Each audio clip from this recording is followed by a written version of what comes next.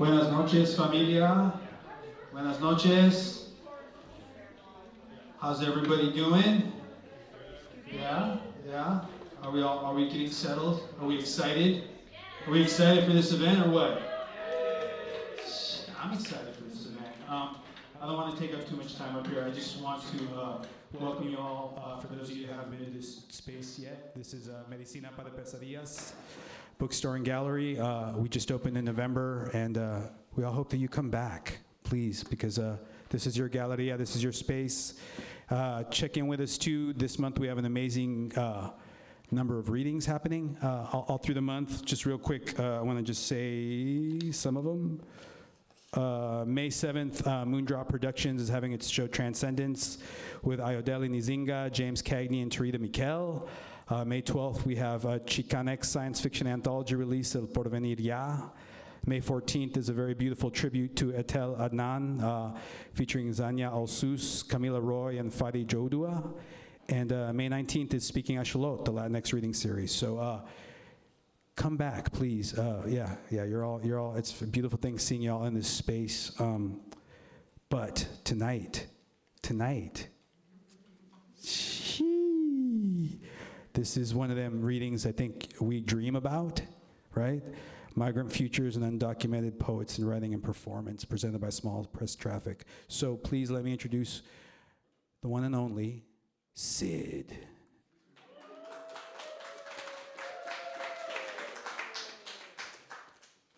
Oh my God, thank you, Josiah. And yeah, thank you deeply.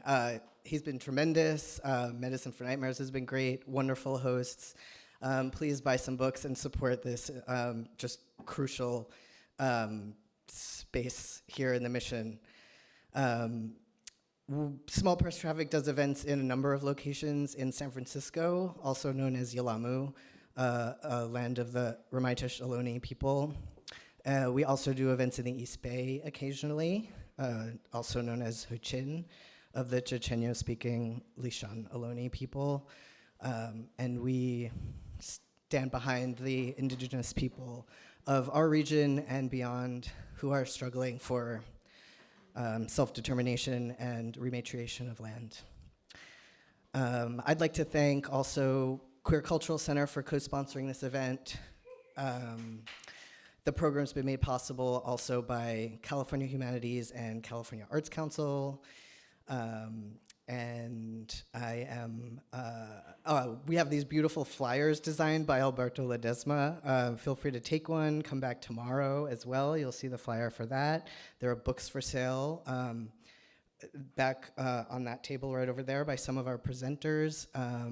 And last but definitely not least, I would love to thank and express my unending gratitude to Javier Huerta, who is the mastermind behind this program, assembled this amazing lineup, and has been working with us for the last year on making this happen. I first encountered Javier's work in 2006 or 7 when I was in the MFA and doing, I ran like the literary journal there, and we published one of his pieces, and I remember it was like so moving. I mean, it was a long time ago, so I don't remember it very well, but there was a lot of just really interesting work around land and language, and it was really a powerful piece, and I've been following his work ever since. So I was super excited to be working with him on this. For over a decade, he has been thinking and working around this notion of undocumented poetics. So I am so happy to invite him up here to talk to you more about that and introduce our presenters. Thanks again.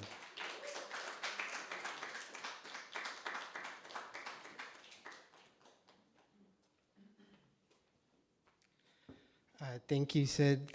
The title for that poem that Sid published was called Blasphemous Elegy for May 14, 2003.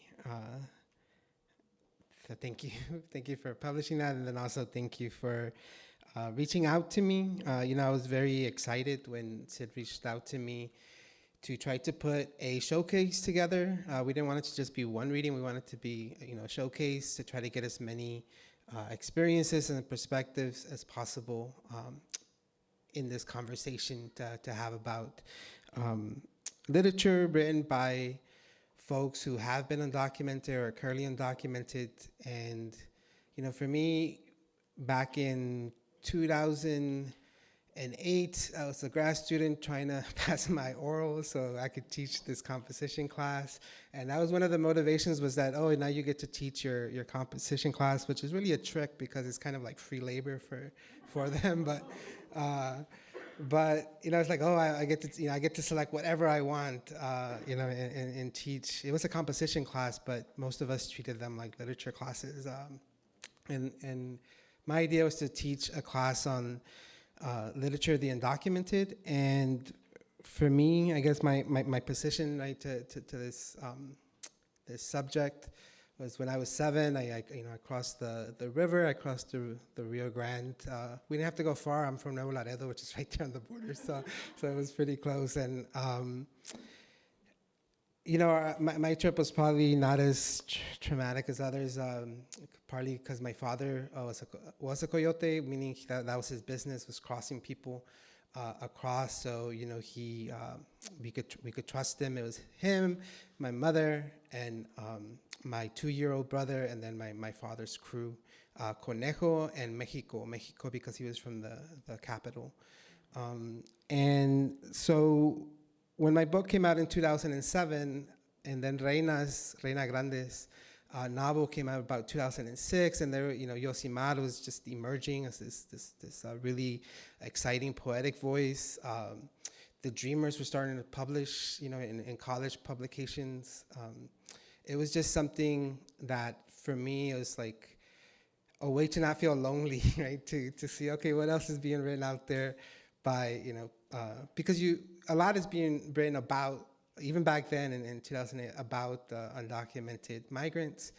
But not too much was being highlighted by those, writing from their own experiences. So that was the goal behind the class. Of course, at the time there was only a few writers. Part of that is, maybe I didn't know where to look for texts, and then part of that because it just wasn't being published yet. So since then, the literature has grown. There's been, I call it a modest explosion of literature, especially in terms of memoir and in terms of poetry. I have a bookcase at home. It's supposed to be a nice bookcase. I bought it at a used furniture store, and they told me it was nice. So it's like it's my favorite bookcase, and I have it dedicated to just literature of the undocumented, which sounds now a little sentimentalist, right? To just dedicate a bookcase to that, and it has about 5 bookshelves. And I divide it up by genre, and of course the fiction doesn't have as much. So write some novels, and then the memoir. Of course, there's a lot of memoirs being written. Some of them literary, some of them not literary. A lot of great work. But then definitely it's great to see the work that is being published. In terms of poetry, right? Because in the end, I'm primarily a poet, so I get excited whenever there's a new poetry book out by anyone that I'm following. But especially, for example, Aline's book recently is the most recent publication, so it's very exciting. And yeah, it's something that I just been working on. And by working on, I mean just listening. Just ever since I started that class, it's like, okay, I have this, but then most of my text and most of the way I was trying to understand it was, as this straight Mexican, white Mexican, and that's how I was looking at it. And then, through like the poets that we have today, Alan, JT, and Aline, that's expanded, right, for me to think about, well, what is undocumented poetics? I used to throw that word around, and people were, what do you mean? This is back like in 2008, 2009. What do you mean by undocumented poetics? And it's like, I don't know, I'm trying to figure it out, but it sounds cool.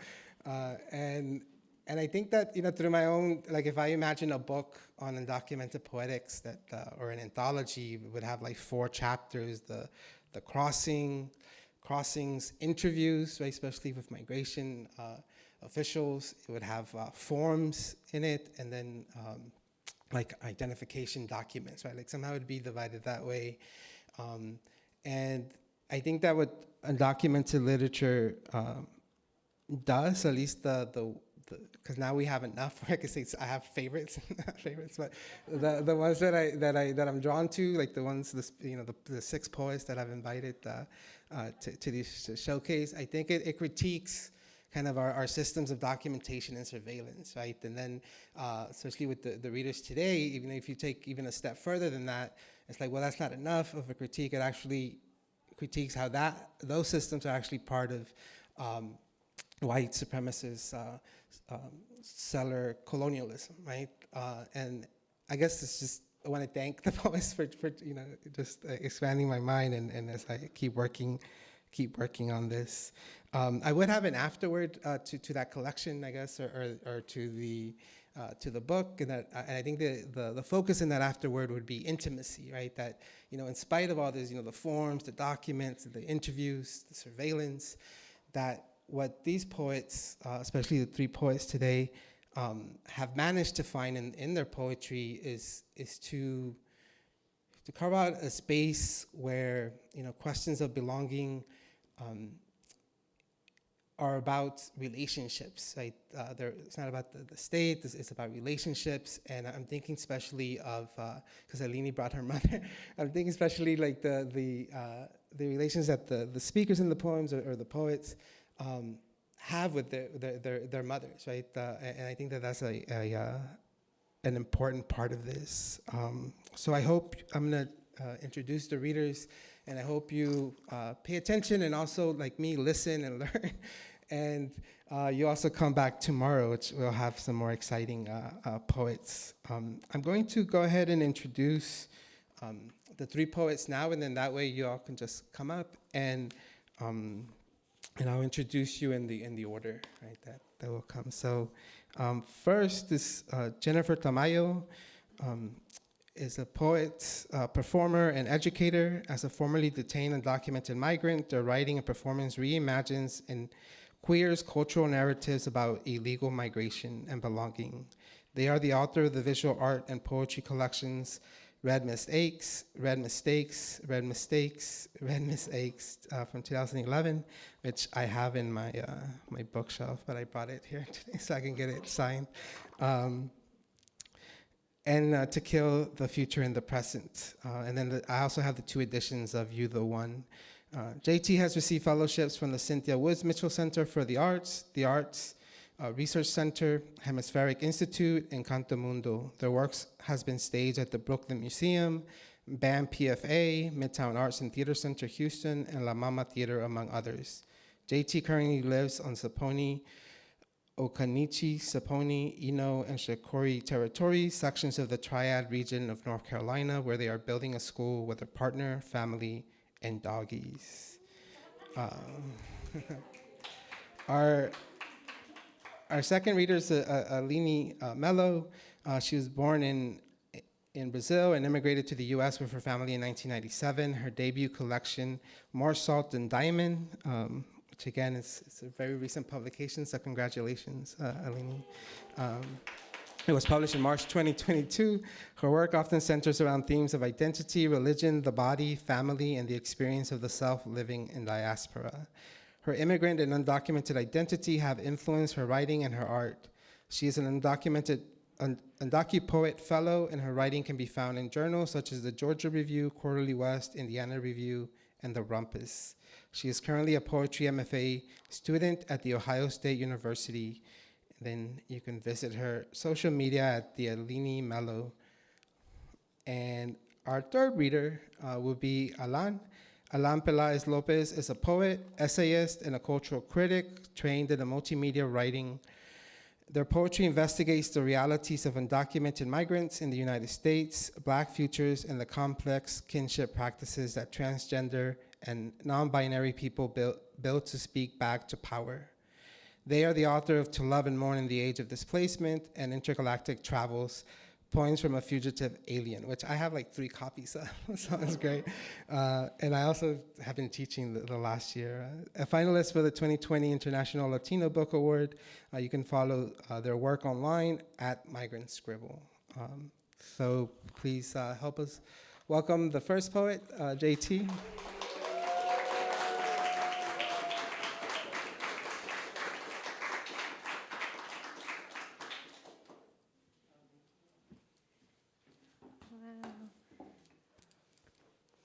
I'm nervous.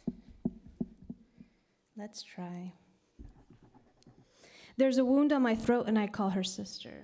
And the thing is that only in America our ghosts see through things that exist in movies. Only in America our ancestors, dead things, gone things, that my ancestors aren't dead. They're waiting to hold me like a dagger or like a wand. They're waiting to help me make vengeance.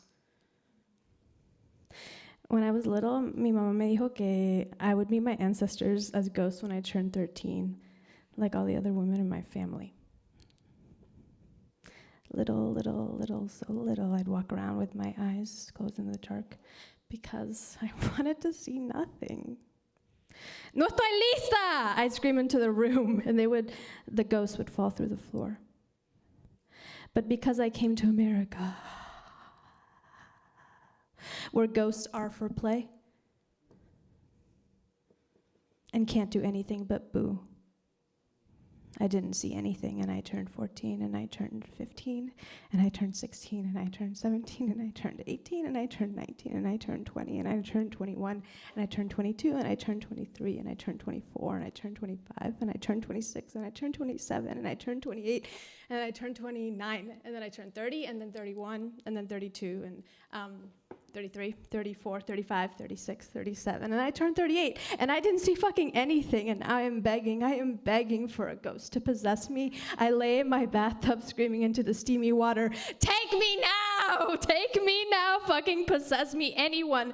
I'm inviting Abuela Chilin, the one who read tea leaves and refused to take anyone's name, to take me. Because she might have the courage to settle into this body and pick up a weapon, or a spoon, or dead nettle. And if I were you, I'd sleep with my mouth open. With my mouth so open, so if anyone gets the urge, they know that we are ready for whatever needs to happen next. Hi. You get one out, and then you're like, okay, let's do this. Okay, so I really want to do this thing when Red Mistakes turned 10 years old, and then COVID happened, and it didn't feel right, and then the birthday came, and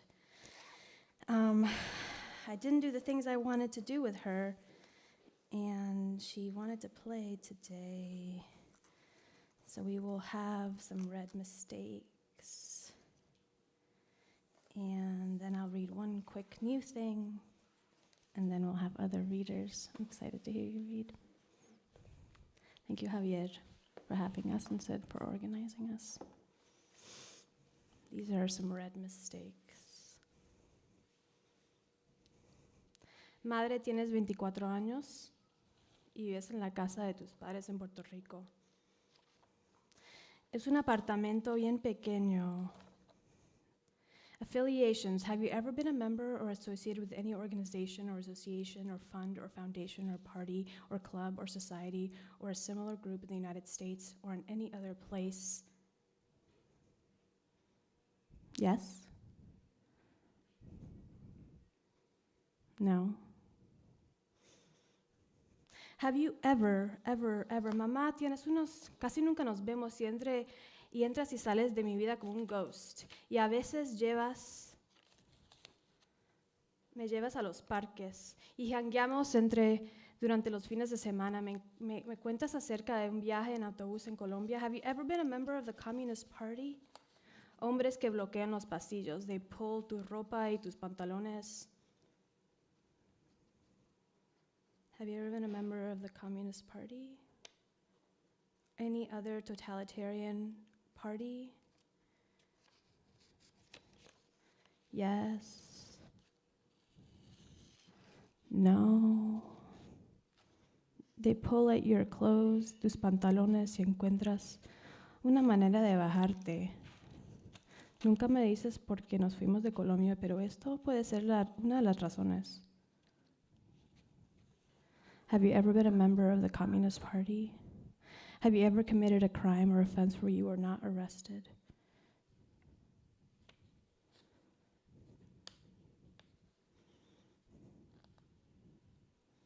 Yes to the following questions, if applicable, even if your records were sealed or otherwise cleared, or if anyone, including a judge or a law enforcement officer or attorney, that you no longer have a record. Have you ever been arrested or cited or detained by any law enforcement?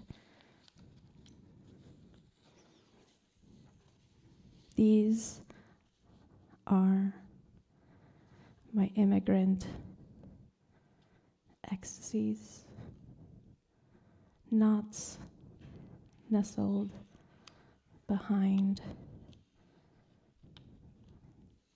You feel my discomfort and keep going.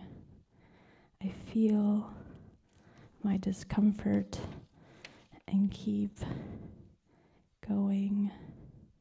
Suck the needle to the duck and stuff and stitch it shut. Have you ever been a member of the party? Have you ever gone to a party?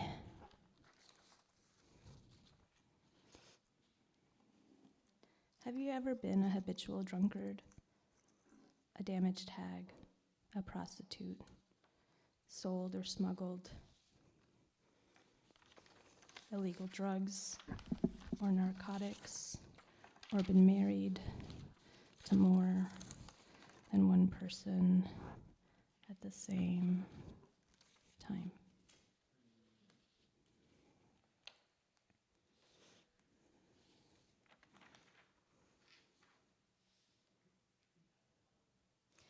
Terminator Light.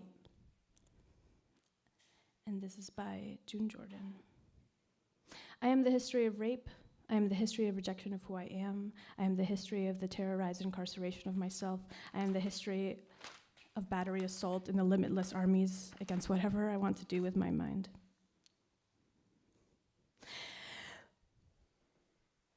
When you grow up outside of your birthland, you're a secrete to yourself. When you grow up outside of your birthland, you're a secrete to yourself and your mother tongues. And when you try to talk, it's a mouthful of colonial embers glowing. Your inside's a wild pink, your maw like a wound that won't coagulate.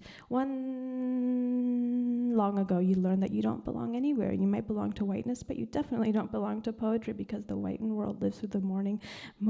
The whitened world lives to put their eyes on the suffering body. Poetry makes the vision possible. Poetry gives the suffering shape in line, in line, in line, in line, in one. I visit my birth country, Colombia, a state founded on chattel slavery and conquest. The eternal braid knotted around everything you fucking touch and everything you fucking think. And you are reborn walking the coastal streets of and you are transformed into and you want to rip our face and throw it into the sweaty Pacific, watch it get eaten alive by sea creatures. It's screeching, bouncing off the ocean floor. Is this what they call a settler move to innocence? Because of course whiteness lives in me. Look at my face. I am centuries of rape. Look at my face. Another leap to innocence. But look at my face. My face is the face of conquest. Look at my face.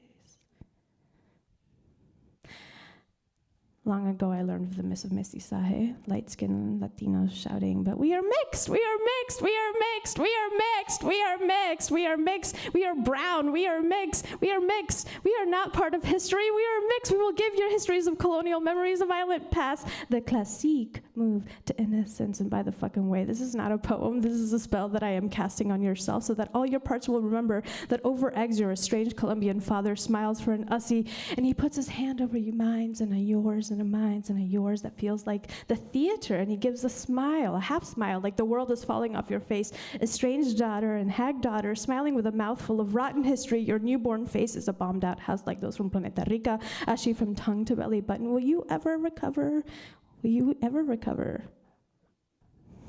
Will you ever recover from the secrete of myself? Will I ever recover from him not being there and me not being here? And by him, I mean the state, and also him. Because no one wanted us, not even the state. No one wanted us, and I will burn down the world for this eternal unwant. I will always be a visitor to Colombia, your birthland. And maybe it's a gift to feel the visitor, so I don't try to become another white pendeja trying to stand 2 inches behind people, trying to learn how things are done here, trying to learn how to cross a road on a... Tears. How to too many putas on mopeds, learn how to pick up the soup to eat abuelas de ajiaco, to try to learn how to eat mazorca without looking like a dog. And I am on an endless 2 second delay in this place that is your native country, and you repeat the words you read on newspapers, so you can try to be a person here too. Can you person here? Can you person here? I can person here. Can you person here? Can you person here? And like the state, your voice becomes an emergency. And after enough practice, you will need to unlearn this luggage to mi fucha. Let nothing soothe me. Let nothing soothe me. Let nothing soothe me. Let nothing soothe me. I don't want it. I don't want it. I don't want it. I don't want it. I don't want it. I don't want it. I want my hate to sharpen inside of me until it pierces me from the inside out, like my fantasy ripping through my, your Terminator light. Let the hate propel me far back to the meadow of my ancestors. May your children only exist in your imagination, or may they be fighters with thorns for fists and lungs like legs. Like, where are the tiny riots in my heart that you promised yourself? America, we won't forgive you. And poetry, we won't forgive you either. One summer of hate long before this one. When you cross at a checkpoint in Arizona, your lover answers yes to the question, are you all U.S. citizens? Heterosexuality is a whiteness I can cover myself with. Heterosexuality is a whiteness I can cover myself. A leap to innocence. And many miles after this one, on the other side of the border, the mortar, the mountain is still border sick. Can you feel it? Can you feel it? Can you feel it? Can you feel the border? Can you feel it? Can you feel it now? Because the structures of the state are not a place or a single location. They are a mucus holding everything together. Can you feel it? Can you feel the border welling up inside you? Your wet, hot bladder, and how can I tell you this country needs its hate for you? There's no healing here. There's no healing here as long as the state exists and you wake with this thought full in your rough mouth, acrid. You two need each other. You two were born out of dirt and stone and mountain. And where are the meadows of my ancestors? And where is my estranged father so I can hold him, so I can tell him that we need each other? And in your dreams, you are defending yourself from yourself. And all your journals are filled with the names of those the state tried to kill. And the skin of our book, it's thick enough to hold them. Just mirror speak into the wet, hot hurt. I want to get to the end of feelings, but they are like the internet. And I can't muster any more images for this poem. There are no more images for this poem. The world is replete with images. No more images, no more images, no more images, no more images, no more images, no more images, no more images, no more looking, no more looking, no more looking.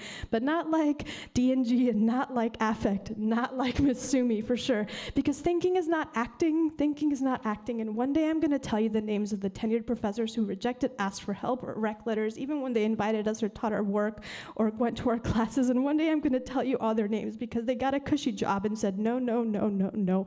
But profesora, remember that all your thinking is not acting, and let's dysregulate under the full moon, because as Mama Chava me dijo the other day that some pain just lasts forever. And she tells me this one afternoon when I'm sitting with my shirt half open, my chest to the Terminator light, feeling like Hamlet. Or like Hamlet's dad, because he got the poison to the ear. And the thing is that the play is the fucking thing. So get ready, because some play lasts forever. So kill your boss, and kill your landlord, and kiss my clit, and kill your boss, and kill your landlord, and kiss my clit, and kiss my clit, and kiss my clit, and then sing to her up there. She looks like she's in pieces, but she only appears that way. And sing, sing, sing, sing, sing, sing, sing, sing. Whatever we write, and however far we go back, we must land at the grounded place where the rope falls. For the NASA women, and for Sandra Liliana Peñacoche, and for the line, light, and the line that drives directly from the Cauca region to Flint. And I won't swallow my sword this time. I'll transform it in this gullet, because the wound has a throat, and I call her sister. Thank you.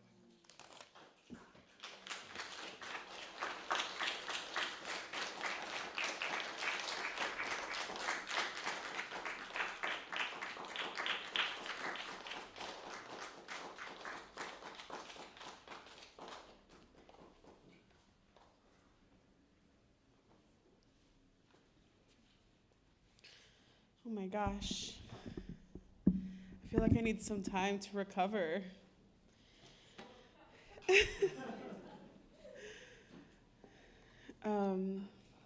I'm so grateful to be here. My mom is right over there wearing her pink sweater. There's so many poems in this book that are about my mom that she used to joke, like, okay, so if you ever do a book tour, am I gonna go with you? Because, like, I'm in your book. So I don't have a book tour because it is a pandemic and it's my first book and it's poetry, and poetry doesn't pay. But whenever I get to go places, I'm gonna make sure I take her. I'm gonna read a few poems from the book, and then I'll read some new shit. Thank you so much, Javier, for inviting me here. This is a really nice space. I'm like, is this like my dream bookstore with like a, an area in the back? I'm like, what? Do they have coffee? That's like the last thing that they need, and then it'll be perfect coffee. Okay, so usually poetry books don't have, can you hear me fine? Is this okay? Okay. Usually poetry books don't have prologues, but I wanted one. So since I got one, I feel like I need to read it every time I do readings. So here we go. Prologue. When I was little, I imagined I could control the wind. I would stand in the gathering of trees beyond the parking lot of our apartment building, arms by my side, and listen to a growing rustle, feel for a movement of my arm hair.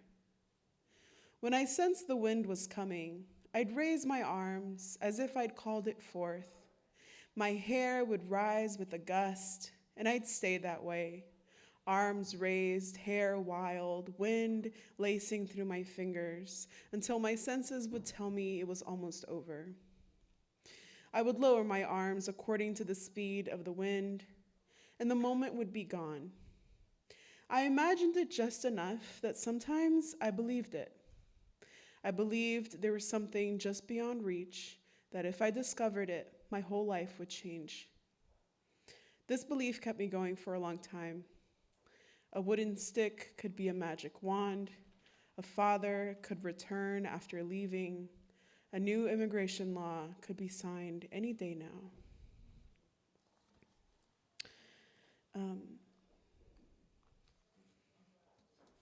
It was not.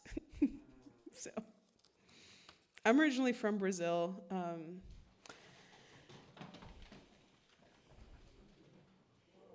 Okay. We're just gonna trust that was fine. So I'm like, is it the ghost that Jennifer has been? Is this the moment? But I did grow up in Georgia.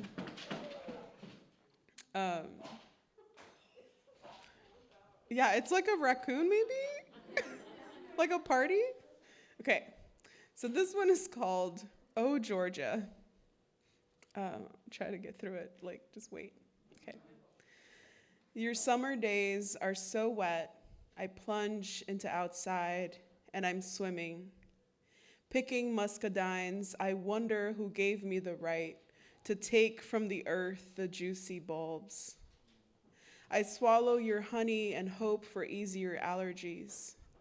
I slow down my English when we pull over during road trips and walk into small towns, expecting sirens and announcements in the streets.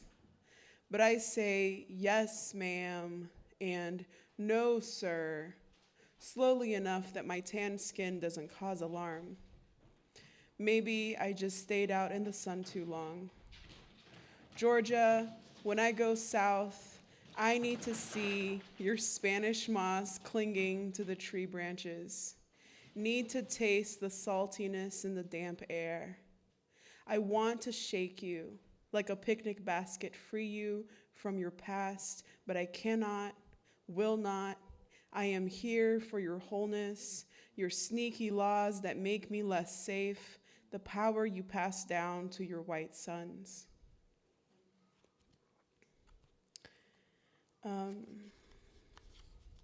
This one is called My Room is America. My Room is America. The painting of flying pigs is the American dream. The piles and piles of books are the purple mountains. This room is my room. This room is your room, but it's more mine than yours. My witch's hat is what I wear when I make decrees. This mound of clothes, ignored and stepped on, wouldn't have such a hard time of it if it picked itself up from the floor, I say. My lamps applaud and agree. America is my room, and the flag has a succulent on it, and we pledge allegiance to a plant that barely needs water. It is hard to kill. I go to sleep in my bed, a crucial part of America, and have no nightmares. In my room that is America, nothing haunts me. This next one I chose because I have like 2 scrapes on my legs because I fell the other day in a very dumb way. I'm not even gonna describe it. But I feel like I fall once a year. And I feel like it's fine, right? Like I'll have like a little scrape or like a little boo-boo and it's like fine. But then I'm like, what if I'm like 65 and I'm falling once a year? Then I'd be like breaking hips. I don't know. But this one, it kind of made me think of it and I was like, you're gonna be up there, they're gonna see your knees. You should mention it. Brazil number 2. Also, my titles are very direct. So I have a Brazil number 1 in here. This one's Brazil number 2. When I can't scrub a country from my skin, I sink into wrinkled white flags, into memories of boiled chickens, my hands full of wet feathers. I did not like the smell. I taste cool water from clay filters, thick milk, still warm before the sky gave up its stars. Yes, I remember how I got the scar above my knee, the one above my belly button. A country is like a father on the phone asking if you've forgotten you have a father. Our backyard was dirt until my father made it cement and falling started costing more. What is the point of forgetting? walking into banks to feel the air conditioning cool your sweat, just to feel the wall of heat when you walk out again. What is my country but property people fought for? What is my country but a tug of war? I like to think we will lose to the forests. One day, the trees will say enough. The Amazon River will ignore its banks, and we will try to burn the trees, to drink the rivers, but a small group of knowers will kneel and say, "Esperávamos por isso," but in a language that has never belonged to colonizers. And then some new ones. So this is a counterpuntal, my first. It's read like this and then like this. That's how I'm gonna read it. Okay. My mom hasn't heard this one. Okay. The immigrant will become a pessimist, trying to find what's lost. The overstayed visa, the birth certificate, nowhere. The immigrant, drive with the windows down, always in search of what made you leave the first time around. This is the horrible secret. The immigrant, always an immigrant. Eventually, will ransack the house, the recipe book, the first passport to be found, will travel, stop at the rest stops, trying to find more, because nothing can satisfy. There is something that pushed you out. This is the terrible secret. There is no returning. Will become a pessimist eventually, trying to find what's lost. Will ransack the house, the overstayed visa, the recipe book, the birth certificate, the first passport, nowhere to be found. The immigrant will travel, drive with the windows down, stop at the rest stops, always in search, trying to find more of what made you leave because nothing can satisfy. The first time around, there is something that pushed you out. This is the horrible secret. This is the terrible secret. The immigrant, always an immigrant. There is no returning.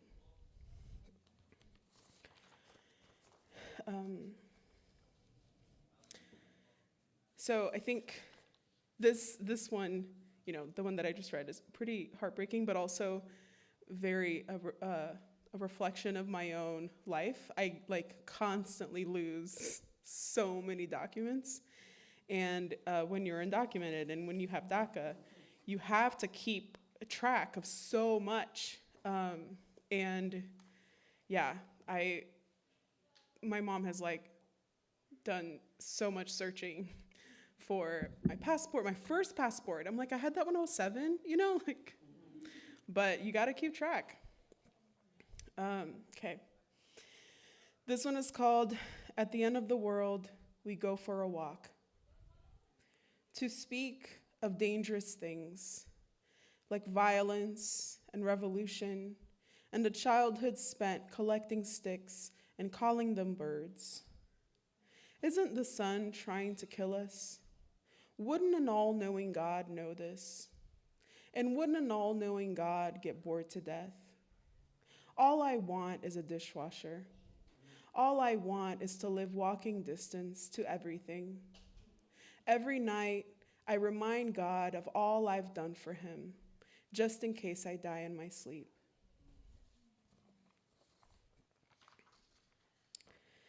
So this one is based on Mary Ruefle's A Morning Person. I used to think I was a morning person because of society pressuring me to believe that, but now I know I'm not. So this one is called An Early Afternoon Person. Every wedding should be on a Tuesday. I've never been to a family funeral because they all decided to die, too early, all of them. Didn't even wait for Congress to pass a bill. Mami's favorite flowers are tulips, little wine glasses filled with whatever the morning leaves behind. I want to tattoo them on my frog neck, but Mami said to not blame her for my tattoos. Soon, I will unravel the trees, starting with the older ones. Have they not seen enough? I will gather the giants in coils, preserve them in jars. I think trees are tired witnesses. Facing them, I can't explain us. I think trees prefer their own company. I think tree huggers annoy them. I see one coming now. I hate my poems, how they get to fly off, so flat, so light. And then this will be my last one. I wanted to thank again Javier and Sid, and all of you for coming. Javier was talking about how being undocumented and being an immigrant, I think, just in general, it's just a lot of paperwork. So one of them is you need to tell, when you have DACA, you need to tell the government whenever you move. And I recently moved to Columbus, Ohio to start my MFA. And I had to like send a little thing, and then I'm gonna move again in August. So I have to be like, hey. So it almost feels sometimes like you're updating a friend, but it might be like my protective brain being like, oh, hey, I'm moving again. So this one is called USCIS Change of Address Notice. I painted my headboard blue before the move. Cut my hair short. You'll see in the new picture. My dog is coming with me. I haven't seen the new apartment, but it's a studio by the school. I wish I could tell you I was studying the cure for cancer, the destruction of ice, how to keep the planet alive. I wish I could afford a new mattress. I am tired most days from doing very little. My back hurts from sitting, from carrying, from not going anywhere. I don't stretch like I used to. Remember me like I was in my first passport. My orange lipstick, hair pulled back, not knowing the decision my parents were making, not deciding on anything for myself, the flight we took, the kind of milk in the fridge. Here's something you don't know. I learned English slowly. I didn't think we'd stay.